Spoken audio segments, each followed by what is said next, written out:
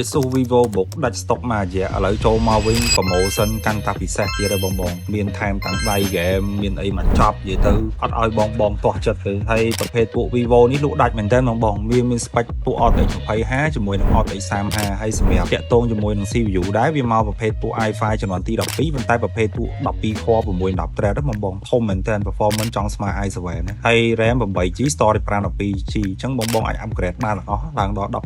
24GB បាន upgrade បានមកចប់ហើយបើសិនជានិយាយពីយើងកាត់តវីដេអូក៏ដូចជាយើងប្រើប្រាស់តាក់ទងមួយខាងរៀន graphic design ហ្នឹងគឺមក smooth មកបងជាមួយនឹង code មួយនេះហើយបញ្ជាក់បងតាក់ទង screen card ពីកញ្ចក់អីយើងបិទឲ្យមកចប់រៀងវាស្ដើងមែនតើជាមួយនឹងភ្លើង keyboard សហើយអេក្រង់វិញ IPS បង standard ថ្មី610 inch 144Hz អញ្ចឹងយើងប្រើប្រាស់ស្រួលមែនតើព្រោះ color ពួកនេះវាមកច្បាស់បងយើងកាត់រូបភាពយើងកាត់អីហ្នឹងគឺអមនៅទាស់ចិត្តរៀន IT graphic design បងប្រើប្រាស់លឿននឹងអីទៀតក៏បានដែរបងគ្រាន់តែយើងទាមទារ RAM ធំបើសិនជាបងប្រើការរៀងខ្លួនអញ្ចឹងណាហើយបើមានចំណាប់អារម្មណ៍អីបងពេចបាទតាក់ទងទី custom computer បាទអរគុណច្រើនបង